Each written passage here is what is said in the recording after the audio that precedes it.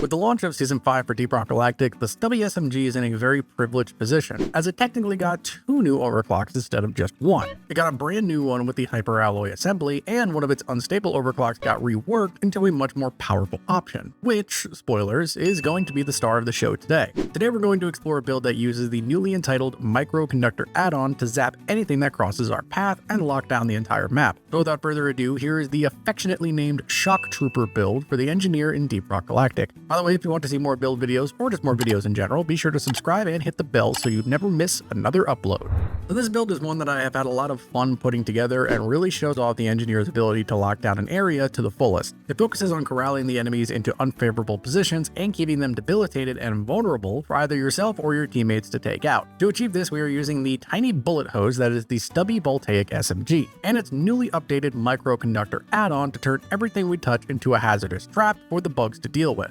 To go along with it, and to stick with the electric theme of the build, we're going to bring the breach cutter using the high voltage crossover to shock even more enemies. With all of the factors at play, you will certainly be the living embodiment of Zeus with the amount of lightning bolts you are going to be flinging out. Now let's cut the funny stuff and break into the actual mechanics of the build. The build is designed to make full use of your point defense capabilities. It really shines on things like salvage missions, egg hunts, escort duty, essentially any mission type where you have to hold out for a significant amount of time. This build is perfect for. Just keep in mind that mission types like elimination or mining expedition or any other heavy movement mission types are not quite as prominent with this build. The key with this build is positions and holdout points, and it's made significantly better with a good team composition, especially with a good driller. To achieve our goal, we of course are taking the Stubby SMG with its newly updated Microconductor add-on overclock. This used to be the turret arc overclock, but now affects more than just your turrets. Yes, it can still create electric arcs between turrets, but now also has the ability to create electrified traps on your platforms as well.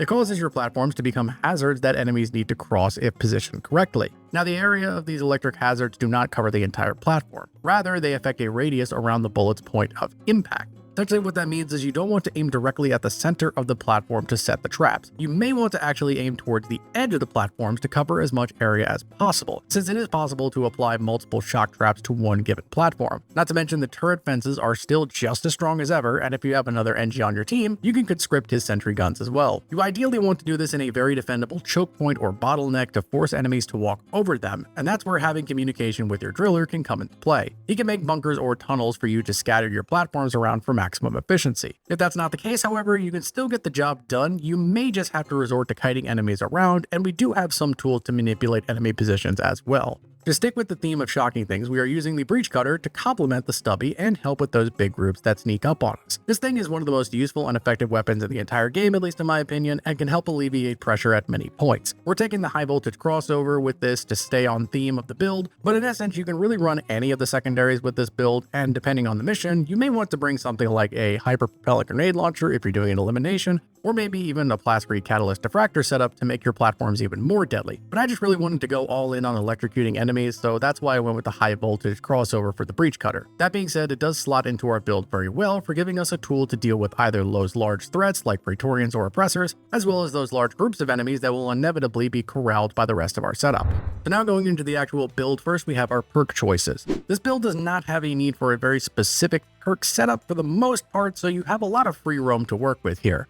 For passives, the first perk I took is Friendly, and that's mainly because teammates can be hurt by the electric fields that we create, so you don't want to accidentally cause any collateral damage. If you're on a lower hazard level or your team is much more competent and aware and careful, then you could swap this out for something else like Thorns for some more protection. The second perk I went with was Born Ready. This is just, in my opinion, one of the best passive perks in the entire game and helps you keep your damage up and have as little downtime as possible. The last perk we are running is Resupplier. This is just nice to keep us armed and healthy when hitting the resupply pods, and again, is never really a bad choice. For active perks, the bread and butter combo of Iron Will and Dash is always a really good choice and will never let you down. Dash is especially useful for when we are in situations where we need to kite enemies into your shock traps. But if you wanted to experiment, you could maybe swap Iron Will for something like Field Medic or See You in Hell if you did want to try something like that. Now getting into the core setup of the build with the weapons and equipment, and we're going to start off with our throwable grenade. For this build, we are going to use the Lure Grenades, as it allows us to manipulate enemies into our electric minefield and essentially force them to be hit by it. If you're not having as much trouble getting enemies to be hit by them, or if you're in a good team composition with a driller that is making it easy for you,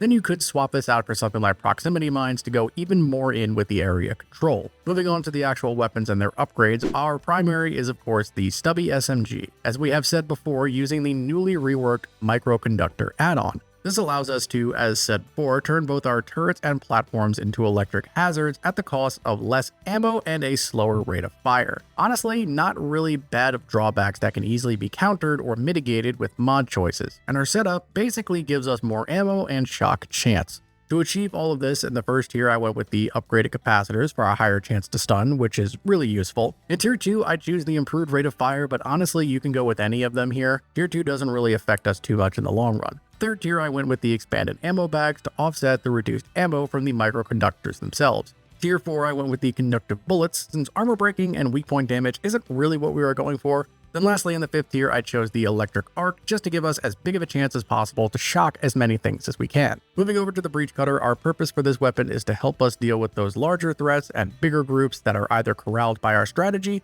or that just sneak up on us. Again, we are taking the high voltage crossover since it makes our lines apply shock and a slow to all enemies hit by them, with a minor drawback of less magazine size. To further improve the breach cutter, in the first tier I chose the high capacity mag to offset the overclock. In the second tier I chose the expanded ammo bags for just some more reserves, but you could go with the beam DPS as well and be fine. Tier 3 I'm using quick deploy just to make the beam more consistent. The 4th tier I went with the destructive frequency tuning for stun and crowd control on top of the electric damage, but armor breaking could also be good here as well.